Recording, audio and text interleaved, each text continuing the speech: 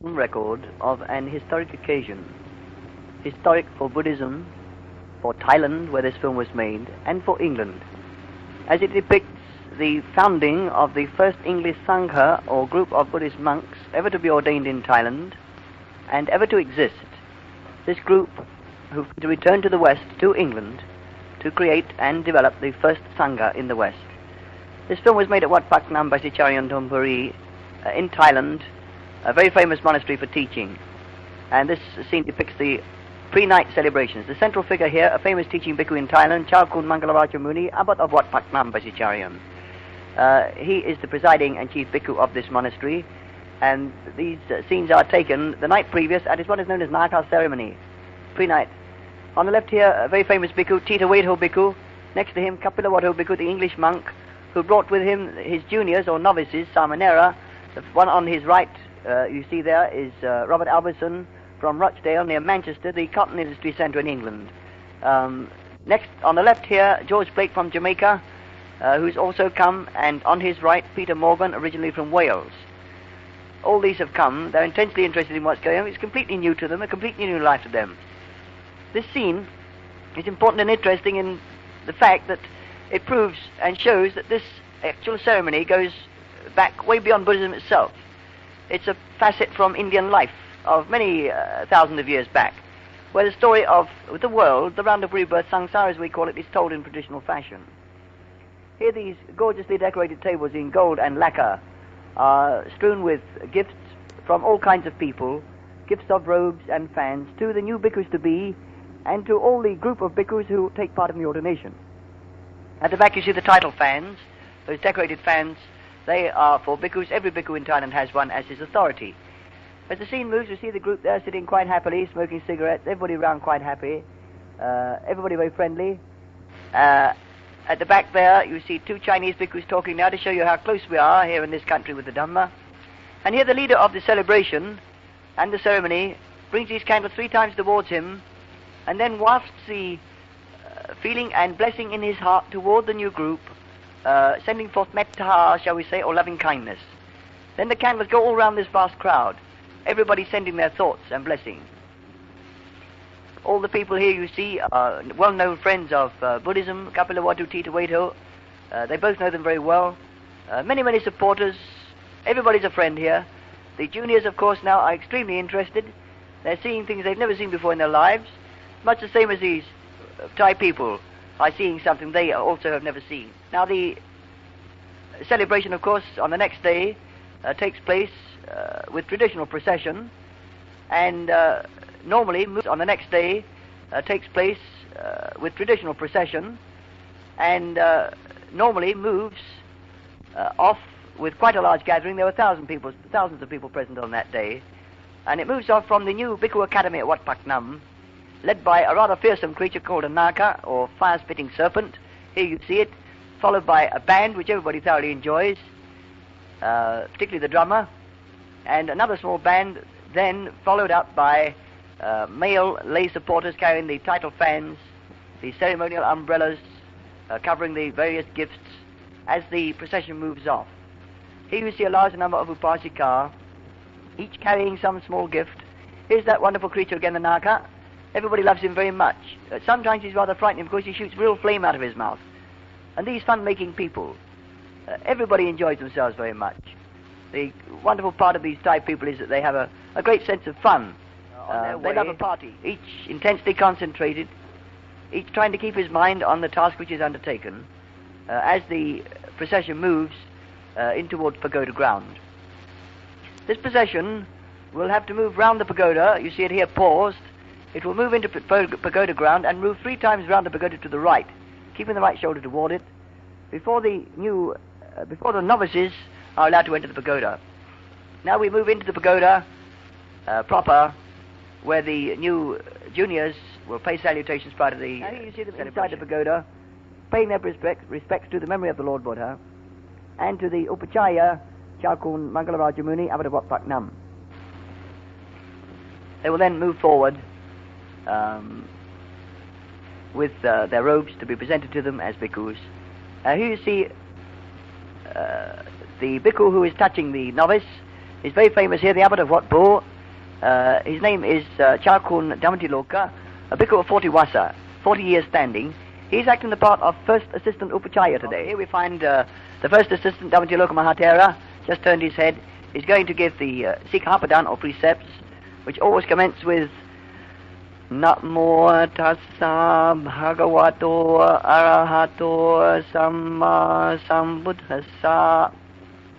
Praise to the All-Enlightened One, to Siddhartha Gautama, who brought this teaching, this way of life to the world.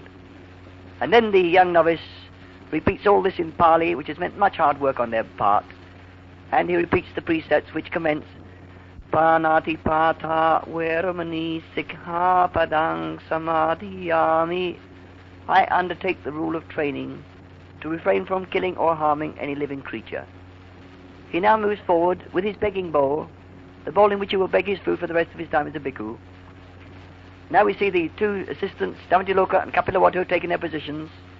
When they will place the motion before the Sangha, chanting in Pali the motion, and then they move out to the three novices and commence to question them. This is a very long chant in Pali, all of which is known by the first and second assistant by heart and from memory. A chant which has to cover questioning these, testing them. Each one individually is asked a number of questions dealing with his health, his sanity, his life, his purity. You will notice that they are all very concentrated, the mind very calm now, very intent on the task at hand. Any mistake is corrected immediately by the first or second assistant. These two are very responsible for the whole ceremony. If anything goes wrong on anyone's part, these two must know and correct it, either it be pronunciation or wording. They must know everybody's part. Both the novices, the upachaya's duty, everybody's duty, these two must know and correct. It's a very responsible position on a day like this. Any mistake would mean the nullification of the ceremony and would have to be commenced again. Now you see the questioning goes on, and the two assistants return now, and word perfect, they recite together the findings they have about these juniors. Word for word, statement by statement. Now the Samaneras move forward to outside the Sangha. They have been called, and before entering they have to ask to become bhikkhus.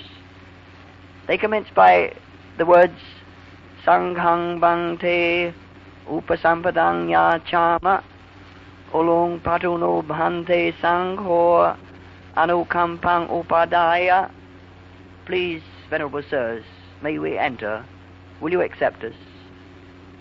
They chant this 3 times, then salute right, left and center before moving forward, and they will be again questioned by the first and second assistant, Dhammantiloka Mahatera and Kapilavatthu.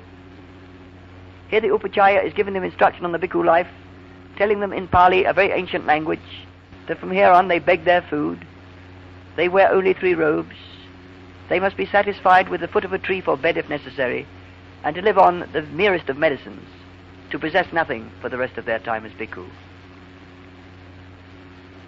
Now the first and second assistant are again questioning them.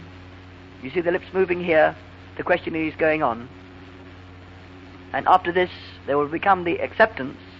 After the Upachaya, now holding his fan of office, his title, is again instructing them in a long chant in Pali, which we call Anusana, expressing everything to them, trying to give them some idea of the task which they've undertaken. All the bhikkhus here present in this Sangha or group who are ordaining them are what we call Vipassana bhikkhus, meditation bhikkhus.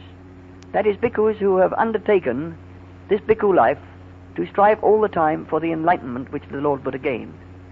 Here you see the juniors moving off now are bhikkhus, and they will bring now presents, small gifts. Salute the Upachaya Chankul Bhavanako Sul Mahatera, who is now Chakul Mangalaraja Muni, his latest title. Now, something unprecedented here. The new junior bhikkhu has been instructed by the Upachaya to salute Kapilavatthu Bhikkhu, an English monk of only 2 years standing, to salute him, as were all the rest, as their teacher. A very happy moment this for the new Sangha, a very happy moment for Thailand. Everyone is very, very happy about this.